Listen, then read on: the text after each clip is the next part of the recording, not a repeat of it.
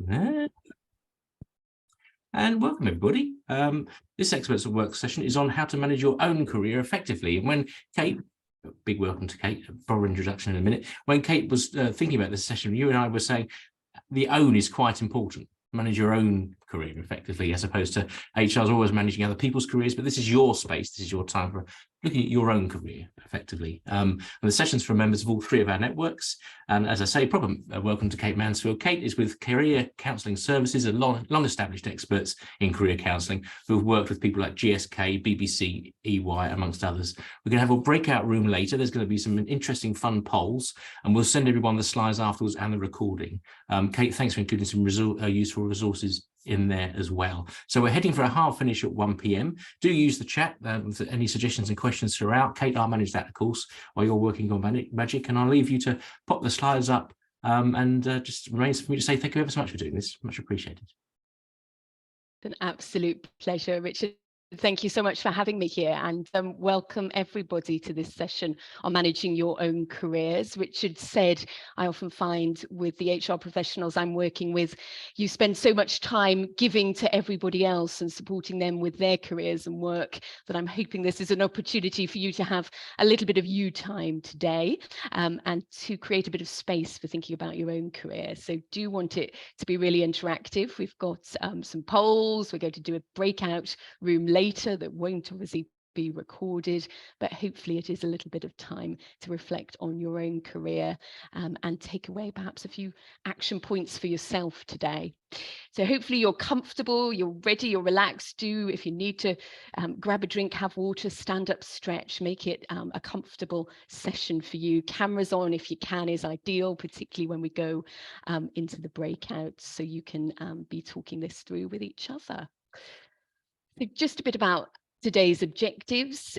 Really want to introduce to you in a moment a couple of different models of personal career management, set that into a little bit of context, but then get quite quickly into some practical things.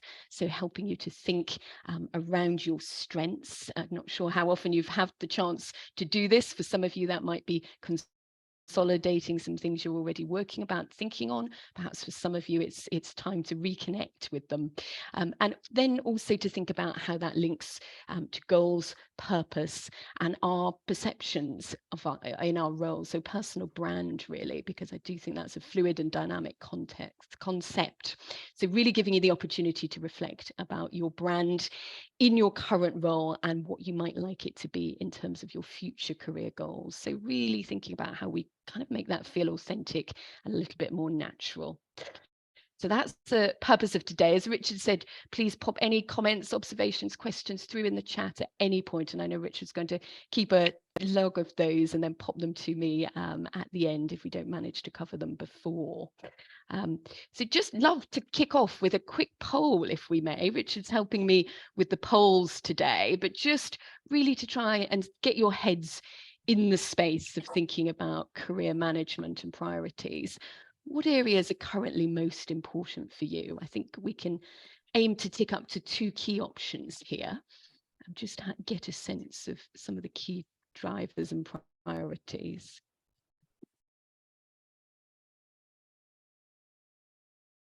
Hopefully that's active and you can see the scores totting up. Brilliant. Thank you, Richard.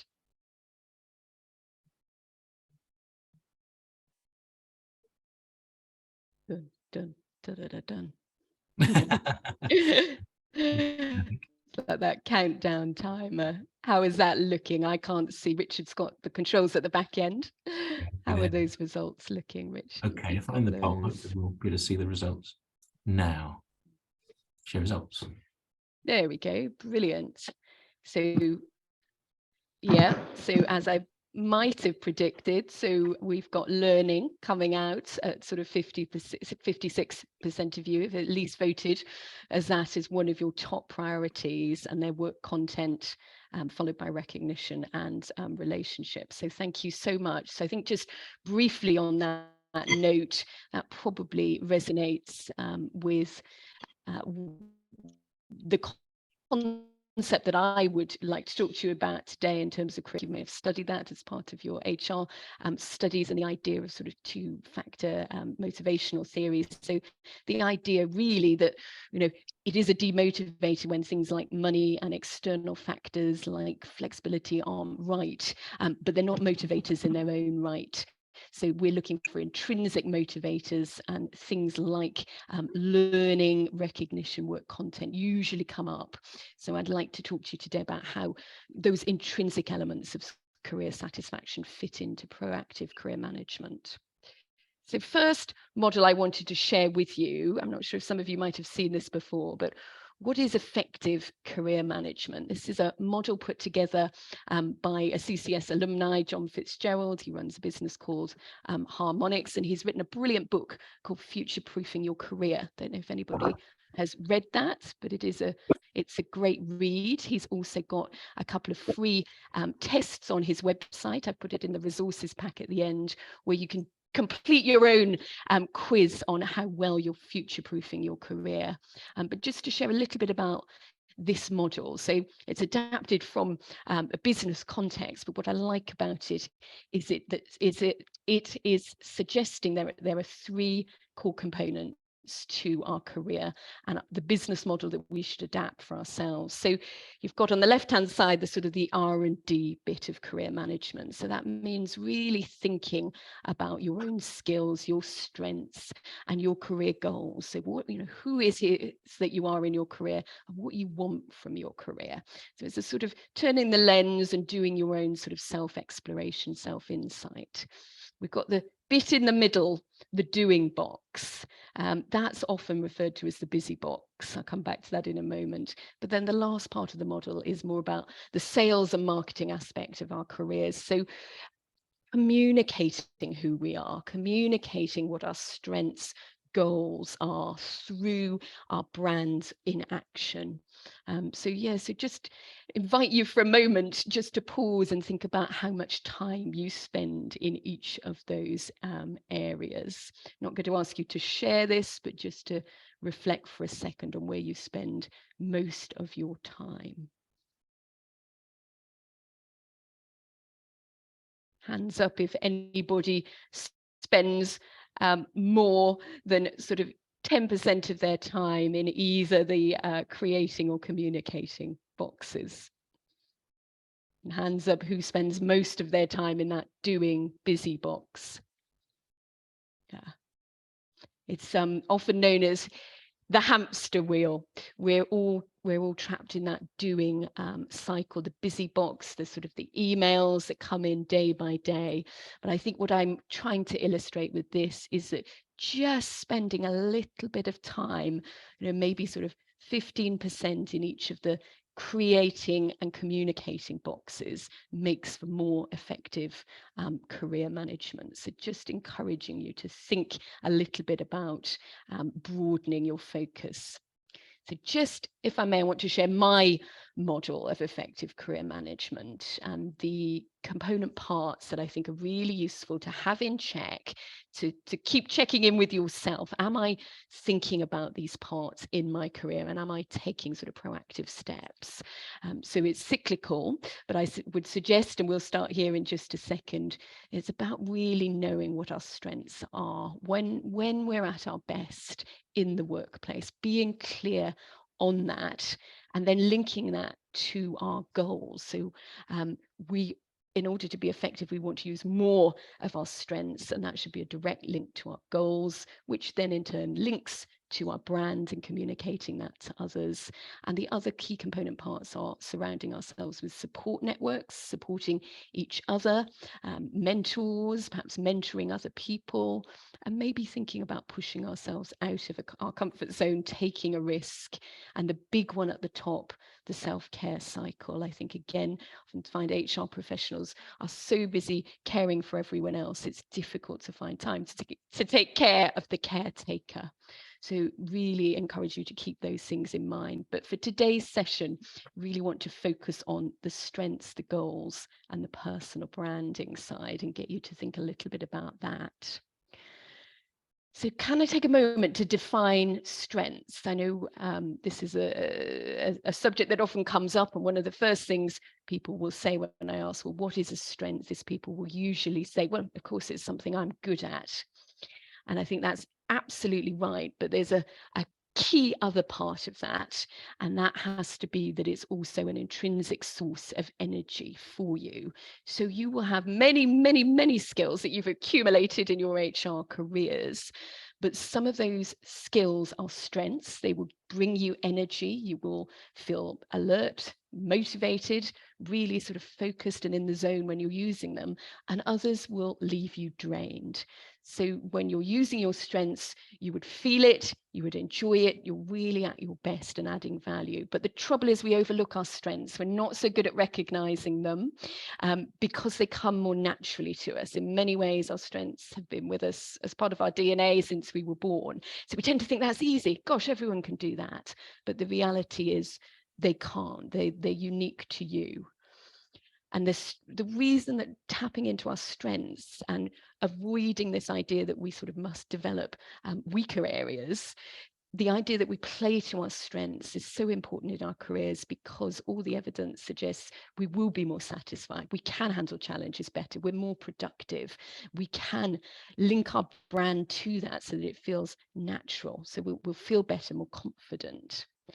So a first draft attempt for you, I've got some just suggestions here. You can add your own, but I like you to just spend a minute or so jotting down your first draft attempt at what you really think your top 3 to 4 strengths are. You may find that some of these sit within certain categories. So we've got people focused, relationship focused strengths, action, execution focused strengths, ideas focused strengths, and also attitude based strengths, which again people overlook.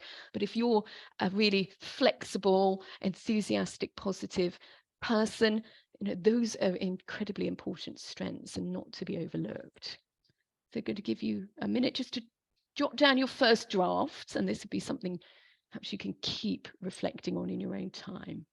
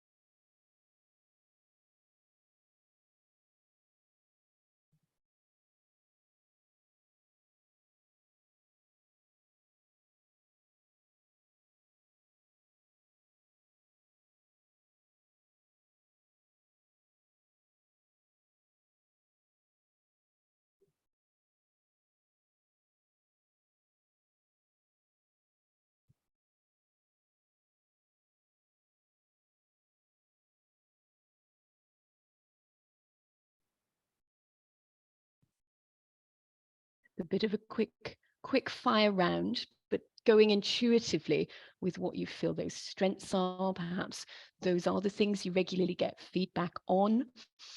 And I'd really encourage you to keep reflecting, particularly as you go through the next days and weeks, about your strengths and the amount of opportunity you'll have to use your strengths in your work as well. And I encourage you to think of the power of 3. If we can define ourselves in terms of 3 core strengths, that can be so useful when we're having our development conversations, our career conversations, appraisals, interviews for development opportunities or new roles. Really useful way to sort of define ourselves. It's a bit of a whiz through on strengths, just a starter to help as we move on today.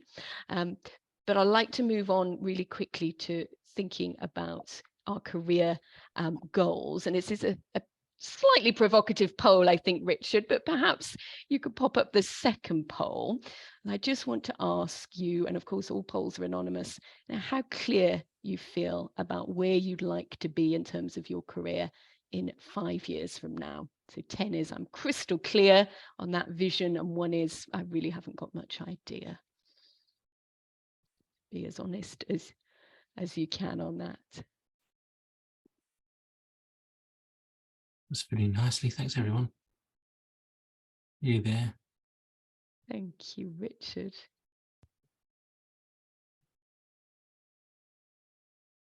I think that's it, Kate.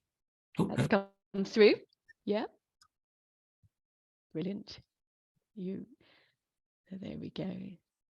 So we've got a few of you up there at an 8 out of 10, so nearly 20% there, sort of good 24% sort of middle of the way, and a couple of you sort of feeling that it's a lot less clear. Thank you so much for voting on that. And I have to say that question was one of my real bugbears back in my first career, which was in recruitment. And I know most people hate being asked that, but as a career coach, I do think there is incredible merit in us spending a little bit of time thinking about our vision and goals. And it's not easy to do. Most of us, find it very, very difficult.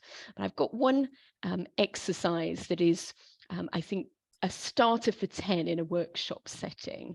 And this is the idea that we think of our career as a story. So based on sort of career narrative theory, the idea that we are the protagonist of our own story, and we can think of our career as a series of chapters. So just in terms of today's focus, I'd just like you to spend a minute or so just focusing on the first two bullets there.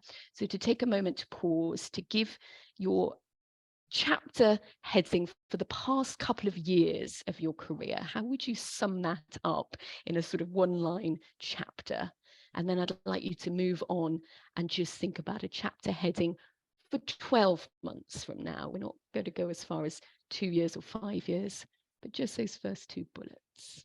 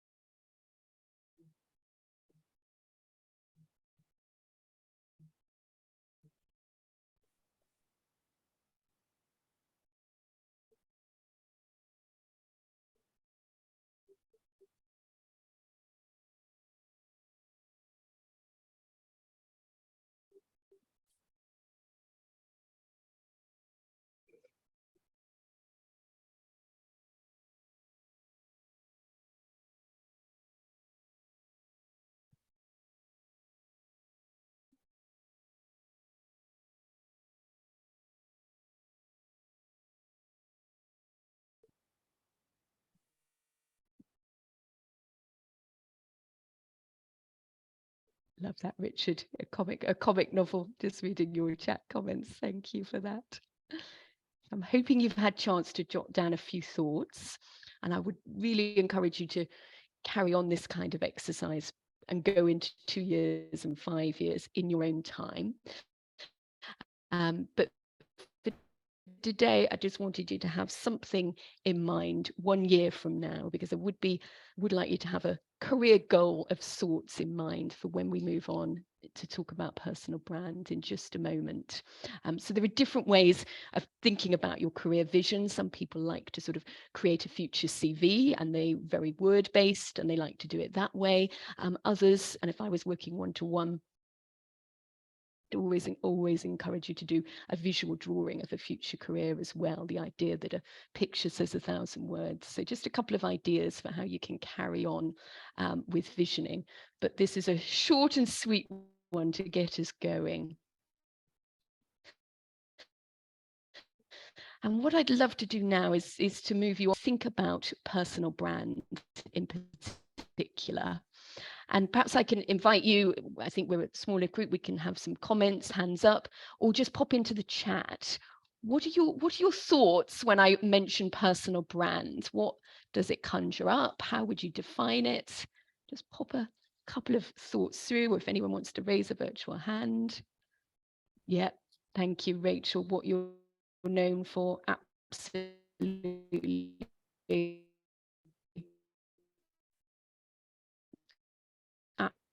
Absolutely integral part of who you are, isn't it? and how people experience you. Yeah, thank you, Amy. What do I want people to know me for?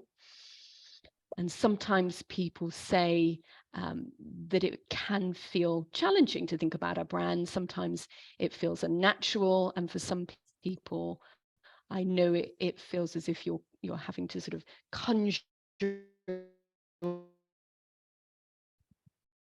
um, uh, something that doesn't feel natural. And I think it's because people tend to think, first of all, about having to talk about brand rather than Hey, sorry to interrupt. We're losing you a little bit. demonstrating brands through true. Catherine, just want to share a couple of slides. Kate, Yes, we're losing you a little bit. little bit. Should we try Sorry. cameras off? Yeah, see that difference. Sorry, everybody. You may not have heard. There's a massive outage where Kate lives.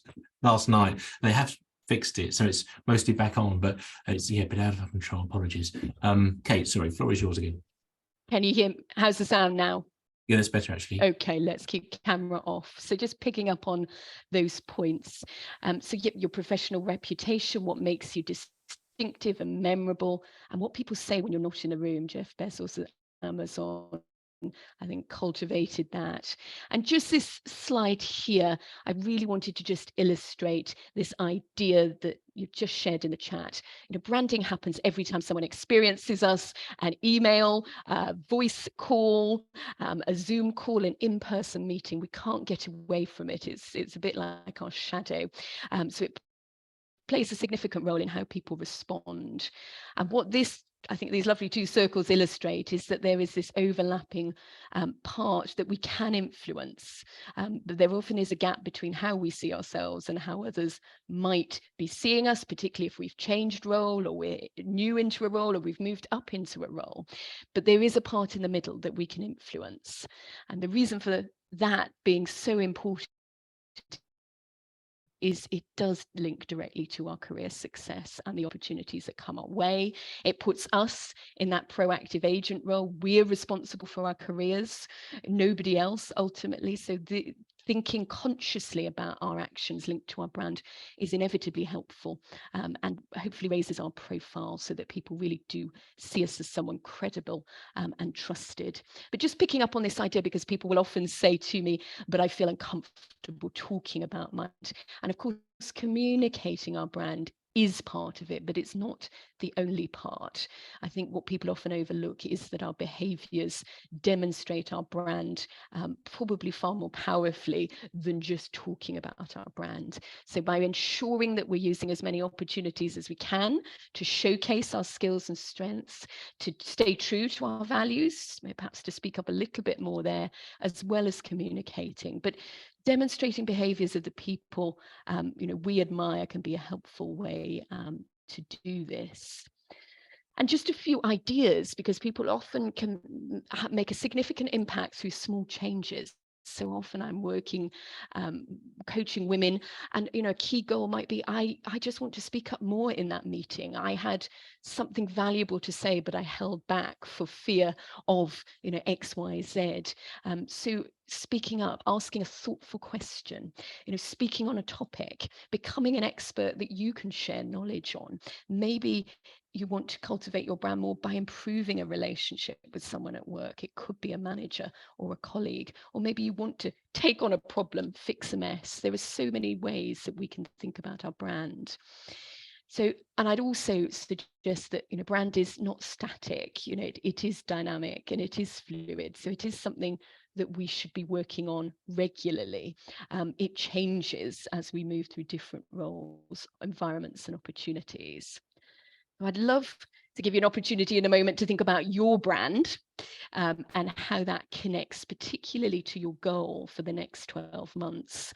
A few phrases, I'm not going to focus on these now, you can look at these afterwards, but I have included here a few phrases that help us talk about our brand in a way that we might feel more comfortable. So sort of sharing things about feedback we receive, outlining our strengths. I could add value to this because of X. I'm excited about this when I reflect on my experience. These kind of phrases can be helpful.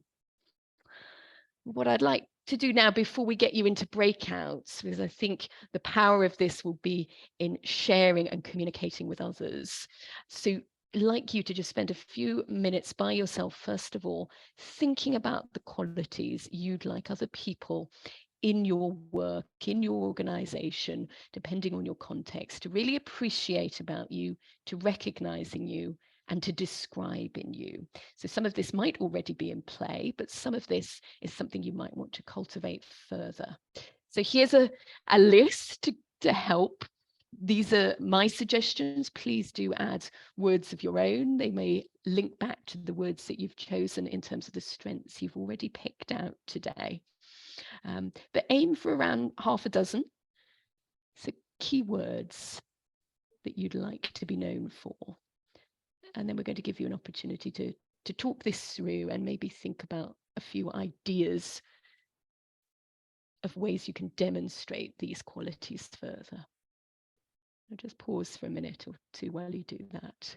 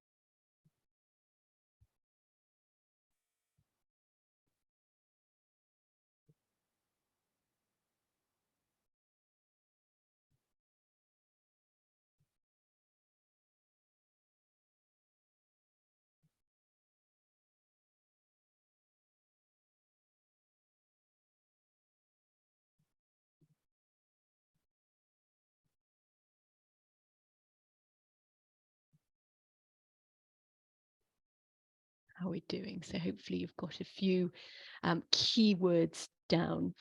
And I think with personal brand, it's this balance between creating good habits and holding ourselves to account so that we're looking constantly for ways to showcase our brand and our opportunity. So again, it could be simple things like asking for feedback proactively. How often do we do that outside of sort of performance appraisal? Do we do that enough? Do we need to take more of a risk and speak up for what we believe in? So, you know, often can be simple ideas that can be so powerful. And I was just going to share a story briefly that illustrates this point, I think, about how we can be the architects of our own brand. I don't know if many of you have come across Carl Harris, Morgan Stanley, also an amazing gospel singer, but there is a brilliant YouTube TED Talk that Carla shares a story of when she set out to, it was an experiment really. She'd overheard colleagues saying she wasn't going to be up to this particular job. She just wasn't tough enough. So she set herself a brilliant experiment by which she was going to describe herself as often as she could using the word tough in a sentence. And over the course of sort of 6 to 9 months, the experiment resulted in her being told she was just too tough to take on a particular challenge, and she wasn't going to be the person for the job. So I love that story because it is an example of our ability to influence and change people's perception. So want to get you into breakouts in a couple of moments time. I know Richard is going to kindly help with that and pop us into groups of 3s so that we can really share a little bit about our brand in confidential groups, but also maybe just get the opportunity, most importantly, to think about the extent to which we're showcasing our brand. What are we already doing well? What are we already known for? And maybe what are 1 or 2 other simple ideas that we could do more of that would help to get us better known for these qualities. So we should, with any luck, we'll have about 12 minutes, I think, in a breakout room. So while Richard does that, I know there's a couple of comments coming into the chat. Carla Harris, yes, Carla Harris, and I pop a link in the chat before the end of today to the talks as well. I think at least one of them is in the resources, but such a lovely illustration of what we can do and how people respond to that. I'll open the rooms now, Kate. So is that, yeah, brilliant. Oh, sorry, Just very briefly in terms of instructions. So just to really listen, ask the other people in the group, what they'd like to be known for, which aspects they already think they really are known for, and help them come up with just 1 or 2 simple ideas to evolve the brand further. So I think we should have 12 minutes. So you should each get 4 minutes if we're good odd numbers in the 3s. And we can flash through a timing reminder. So that's brilliant. So enjoy your conversations and we'll see you in about 12 minutes. Thanks ever so much, Kate. Apologies in advance. There might be the odd moving around the rooms, but hopefully only at the very start. So we'll open up now. Thank you. Enjoy. Thank you, Richard.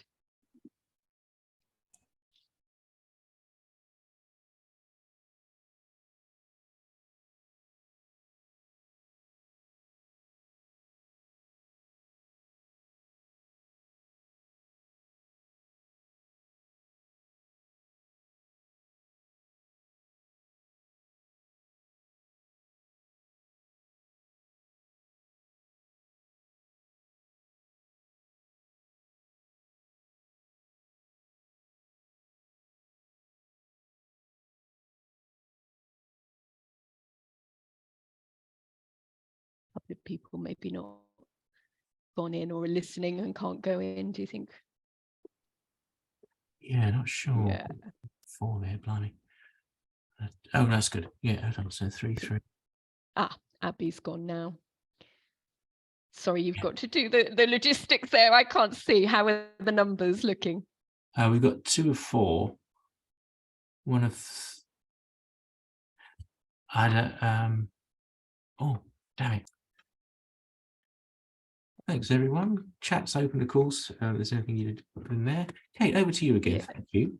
Thank you, Richard. And I hope that was useful. I know we got a couple of smiles and nods as you were coming back in, and we'll move to do some Q&A in a moment. But before we do that, just a final slide to share, really, thinking about some top tips, really, to bear in mind with branding.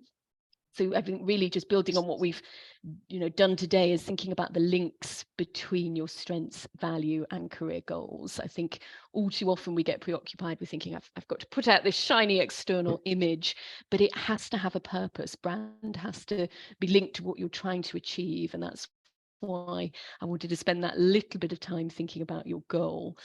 So Simon Sinek, you may have come across his work, it's in the resources section as well, talks a lot about finding our purpose and why in all of his leadership work. And I think that's really a crucial connection between what you're trying to achieve through your brand. And just a couple of thoughts, to take this forward, really think gaining some feedback on your brand, asking a couple of trusted sources is a great way to test this and really sort of check out how people are seeing you now. A lovely idea is to find a buddy, maybe someone from this session who can work with you to check in maybe after a 3 months time frame and think about, okay, how have I put my brand into action? Have I held myself to account in terms of taking some action steps?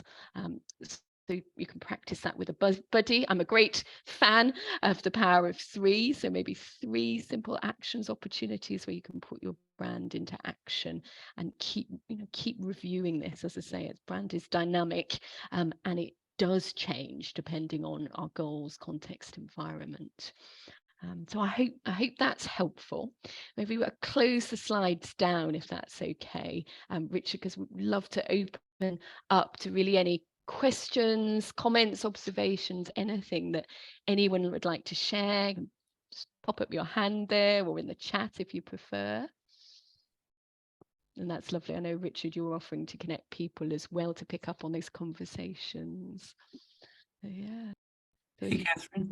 Catherine. Yes, Catherine. Yeah, I was just Like reflecting on it. I mean, I think the whole point about this personal branding is so important, and we don't think about it enough. We don't think about it consciously for ourselves, and some people think you're trying to, or can think that you're trying to manufacture something that's artificial, and it's really not. It is very much about building on your strengths. So I think that's really important to bring out. And I think as well, it doesn't really matter, whether you're a consultant as I am, or whether you're in a kind of a corporate role, or any age and state. I mean, we had quite a diverse age in our group, and it really doesn't matter what age you are. Personal brand is really important. So I think you can apply it in any circumstance, any situation, any gender, and any discipline as well, because certainly one of the things that featured in our conversation was the fact that we're in HR. Quite often, you're already labeled. You're a woman in HR, you get another label. So from a branding point of view, you actually really have to consciously think about it.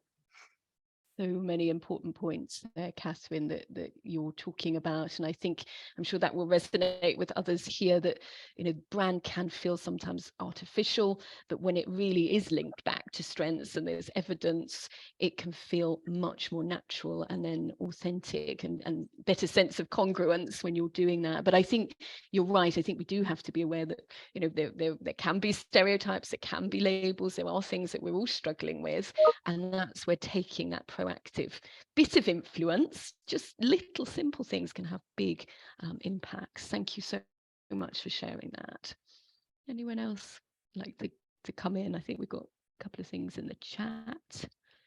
Jessica, you mentioned love to have a buddy. Yeah, I'm sure Richard can help connect. I think that's so important.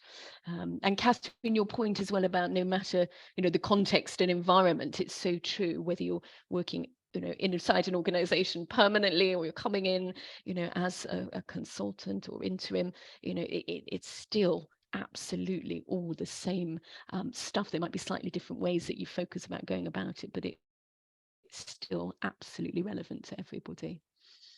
It's also about being authentic, isn't it? Yes.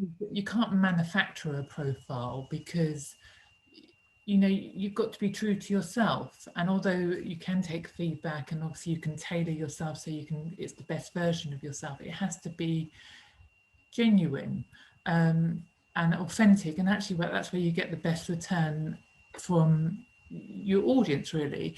And I said to my group that actually I'm in the process of resigning and working out my notice at my current organisation, and so I'm getting a lot of feedback, good and good, predominantly from the people I work with. And actually the things that my HR team have loved about me most is that I brought them in some homemade jam. And I know that sounds silly, and actually I had more jam than I knew what to do with, so I brought it in for my team.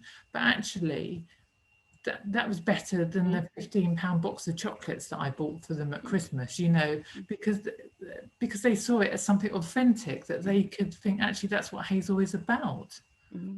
Someone's written on the chat, it's a strange word that it takes a resignation to give you feedback. Yes. And actually, in my group, I've heard about more feedback than I've had in my life, just standing in the ladies washing my hands. So, it's a strange world, but actually, a jar of homemade jam actually probably did more for me than with my team than a lot of things that I've done for them. Isn't that brilliant though, Hazel? Thank you for sharing that, and brilliant example of, yeah, you know, you're taking this opportunity to get feedback, and something like that comes out as so powerful, and you might not have been aware of that necessarily, of the impact that action had on people. So it has to be, absolutely, it has to be sincere, and I think if we find the words and ways we're comfortable with, it makes all the difference. Absolutely. Heidi, I think your hand's up there, isn't it? Yeah. Yeah, I'll make it quick because of the time. I guess it was just, we had a reflection point just as we ran out of time, and Catherine was saying that she's a consultant, and it just made me really mindful of the kind of the challenges if you are having small windows of opportunity to share your brand. I work in quite a fast-paced environment with an awful lot of leaders. When I do get the opportunity, it can be smaller interactions, and therefore there's kind of quite a lot of pressure of like day one turning up. It's particularly an expectation of possibly what someone has of a HR professional, of the female, of, I was saying in my environment, I'm still young, but I'm quite old in my environment.